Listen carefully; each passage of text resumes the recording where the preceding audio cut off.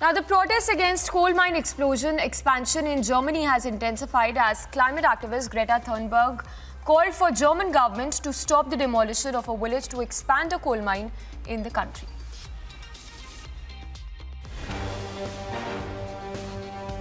Germany is witness a massive protest against its coal mine expansion plan. A widespread demonstration against the demolition of a village to allow the expansion of a coal mine took place on Saturday.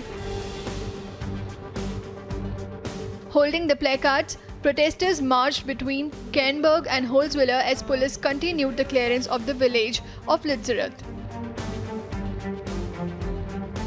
Undoubtedly, Lützerath has become a flashpoint of debate over Germany's climate efforts. It's been 3 days to the activists protesting against the government's decision.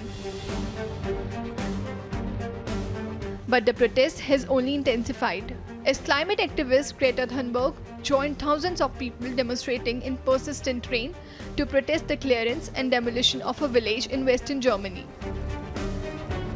That the German governments are making deals and compromises with fossil fuel companies such as the RWE is shameful. It shows us exactly where we are. It shows us their priorities. It is not people. It is profits. Once again. Addressing the mass of protesters, Thunberg questioned why the German government was allowing the advancement of coal mining. People living on the front lines of the climate crisis, the most affected people in the most affected areas, and the science is very clear. The carbon needs to stay in the ground. We need to stop the current destruction of our planet and sacrificing people to benefit short-term economic growth and corporate greed. Lützerath, what happens in Lützerath doesn't stay in Lützerath. Germany, as one of the biggest polluters in the world, has an enormous responsibility. They need to be held accountable, and that is why we are here. There were standoffs with police as some protesters tried to reach the edge of the mine and the village itself.